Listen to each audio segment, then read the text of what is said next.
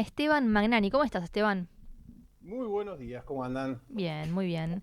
Bueno, esperando la columna del día de hoy, vamos a hablar un poco de Spotify. Ahí, bueno, Sí, hacía un esperemos que repaso. Spotify incluya pronto la canción esa de Wanda con Elegante, la Y verdad no la tenía y ahora ya tengo para agregar a todos mis listas de música. te quedaste escuchando, yo la verdad que no conocía. Una vez es prejuicioso, capaz que después escuchás y te parece una gran obra musical. Habrá que Por ver. supuesto, los caminos del arte son insondables. Totalmente.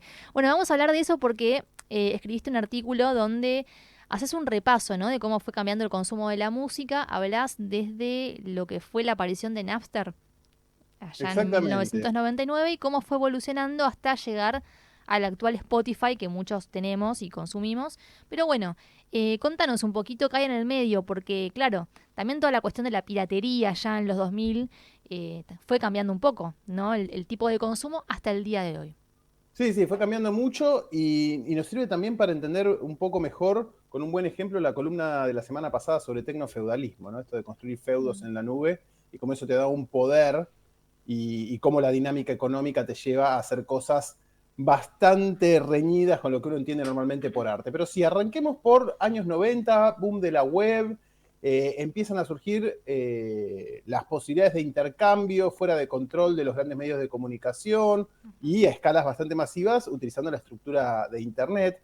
Y ahí va a llegar Napster en el año 2000. Napster es la primera plataforma para los más jóvenes que por ahí no lo recuerdan, que permite compartir música entre usuarios directamente sin pasar por un servidor y que justamente es la base y lo interesante de Internet, esto de que no haya un nodo central, que si vos lo destruís las comunicaciones. Al haber intercambios en red, neutralizar los intercambios se vuelve mucho más difícil. Y eso es lo que hace Napster. O sea, yo comparto una carpeta dentro de mi computadora con todos los usuarios que estén conectados a Napster y los demás hacen lo mismo y nos intercambiamos la música. Claro.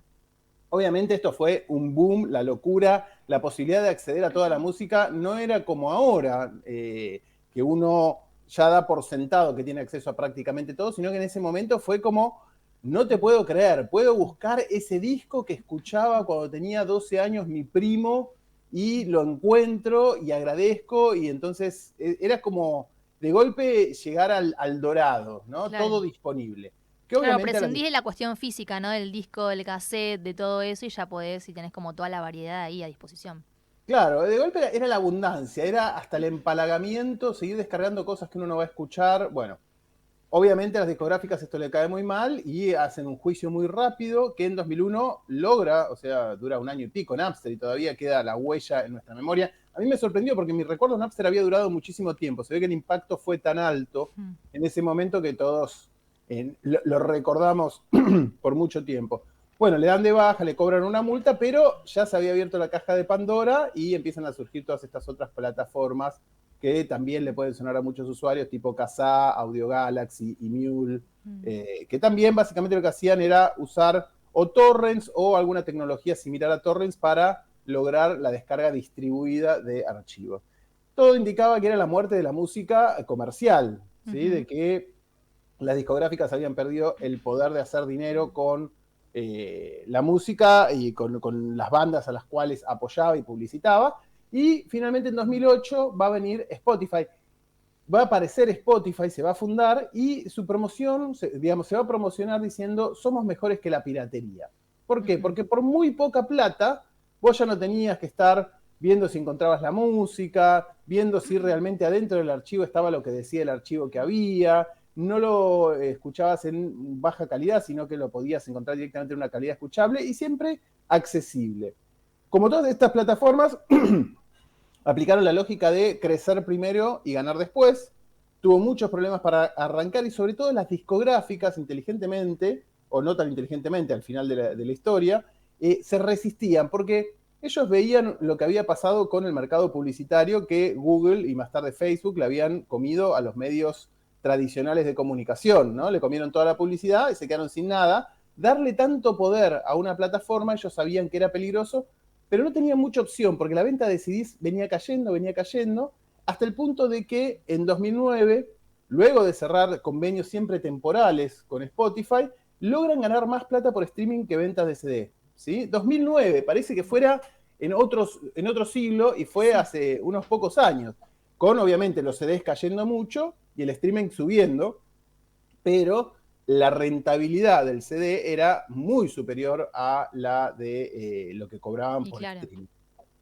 En 2017, Spotify logra cerrar un acuerdo por primera vez de largo plazo con Universal y ese año, digamos, entra a jugar en la primera A. Todavía el modelo de negocio estaba complicado porque el 83% de sus ingresos eran para regalías, o sea que casi toda la plata que juntaba Spotify trabajosamente mientras trataba de crecer, se la entregaba a las discográficas.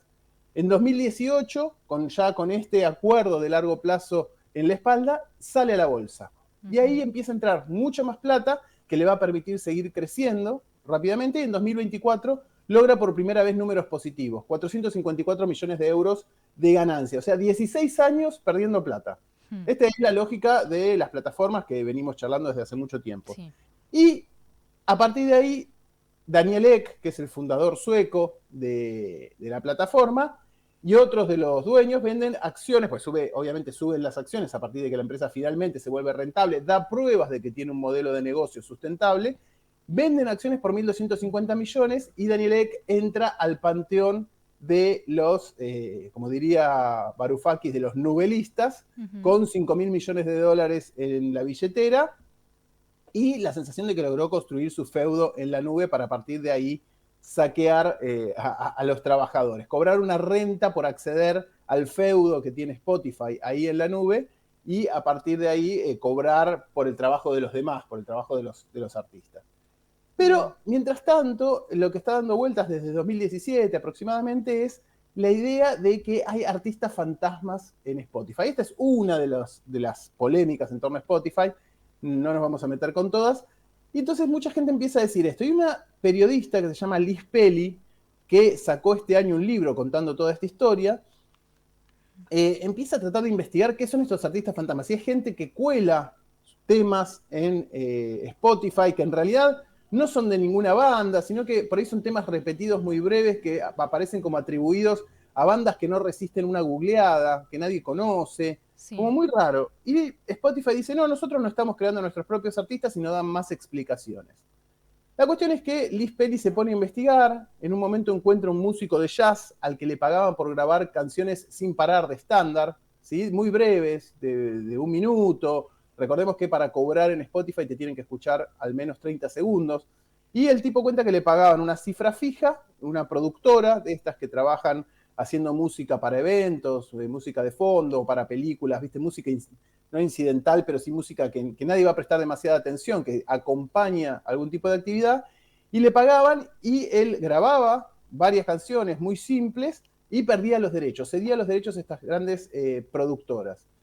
Entonces, lo que detecta Pelly es que Spotify hace acuerdos con estas productoras y en vez de pagarle todo lo que les correspondía por la cantidad de canciones que habían sido escuchadas, le pagaba un porcentaje menor.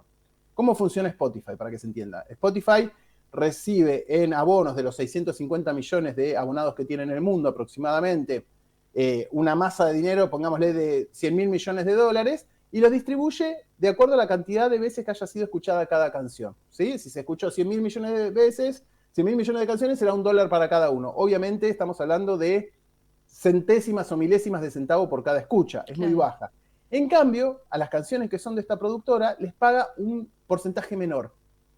Entonces, obtienen más ganancias, la diferencia se la queda Spotify y eso le permite acumular ganancias. Entonces, ¿qué empieza a pasar? Empieza a colar estas canciones en las listas, estas, viste, que dicen Deep Focus, piano tranquilo, música para estudiar. Música para trabajar, música para hacer yoga, sí.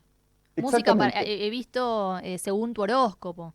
Claro, exactamente. Entonces, lo que empiezan a ver es que, por ejemplo, no sé, música ambient, ya no ponen más a Brian Eno o alguno de estos músicos conocidos, sino que empiezan a poner muchas de estas canciones. Y empiezan a aparecer algunos usuarios que reúnen, que cuando las encuentran las empiezan a juntar. Y, por ejemplo, hay una lista de 30 veces la misma canción de 53 segundos, pero atribuida a 53, a un montón de artistas distintos. Ajá. Entonces vos la ponés y es siempre la misma canción, siempre la misma canción, siempre la misma canción, dura 53 segundos, la cuelan en estas listas y si pasa, pasa. Claro. Vos no te das cuenta, porque medio que viste la pones de fondo y te olvidás. Entonces, Pelly accede a algunas de las comunicaciones internas y los los que hacen estas listas, que son humanos, para mi sorpresa, yo pensé que esto ya estaba automatizado, son humanos que hacen esas listas, dicen, che, pero no está bueno intercalar estas canciones que en realidad no tienen ningún valor artístico, porque son formatos recontragastados, simples, que duran unos segundos nada más solamente para cobrar, y el encargado, el responsable, el jefe, le dice, bueno, en realidad la gente ya no está escuchando. Esto es música de fondo, ¿no? Esta idea de consumir arte y no disfrutar del arte. Claro, Bueno, eso es otro bien de consumo más. claro. Y ahí llegamos a la pregunta siguiente, que es la más obvia. ¿Para qué contratar músicos para hacer esto? Claro, ¿Sí? y ahí Hagámoslo viene con inteligencia artificial. eso. Si hay algo, claro, si hay algo para lo que es buena la inteligencia artificial es para hacer cosas estándar, ¿sí? Promedio. Entonces, eso seguramente, si no está ocurriendo ya, va a ocurrir muy prontamente. Es decir, la decisión es impecable desde el punto de vista económico. Insumos más baratos, mayor margen de ganancia. Ahora, ¿qué es lo que pasa? Bueno, ya hace tiempo que los músicos se vienen quejando de que lo que les paga Spotify es una miseria.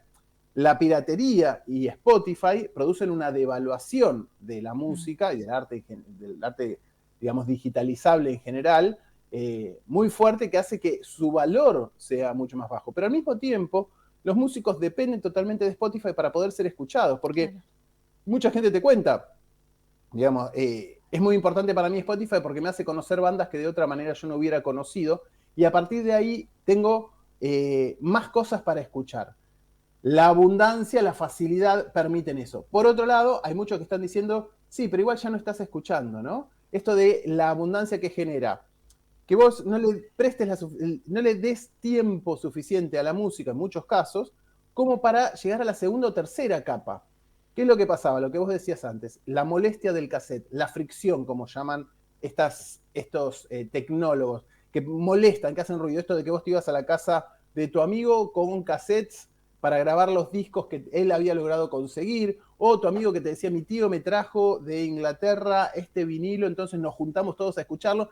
Y obviamente la experiencia, el cómo, es inseparable de lo que produce la música. ¿Viste esto de que uno tiene un soundtrack de determinados momentos de su vida, Sí. que hay una música que te retrotrae a ese momento de tu vida en particular? Bueno, todo ese ritual se pierde y lo que empiezas a ver es, sí, efectivamente una escucha mucho más superficial, donde vos no le das la oportunidad a la canción de conquistarte, de mostrarte que tiene varias capas. Y de hecho, lo que pasa, sobre todo con la música más comercial, que es cada vez más, necesitan poner toda la carne al asador en los primeros 30 segundos para que vos no cambies.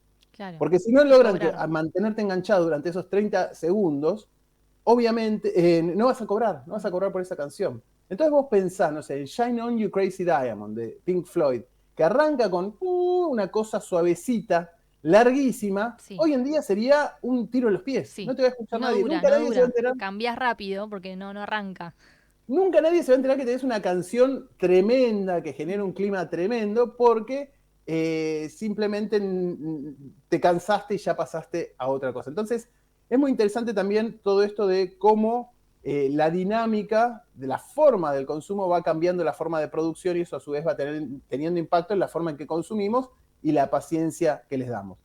Todo esto mezclado va modificando el arte, ¿no? En esta ida y vuelta, con un poder cada vez más grande por parte de Spotify para controlar ese feudo, al cual los siervos o incluso los capitalistas tienen que, para acceder, tienen que pagar una renta, y que está modificando de alguna manera muchas industrias y, bueno, la diferencia en la forma en que consumimos el arte, por ejemplo. Bien. Como siempre nos dejas pensando, porque a veces uno sin darse cuenta cae, en esas cosas. Por Así que supuesto.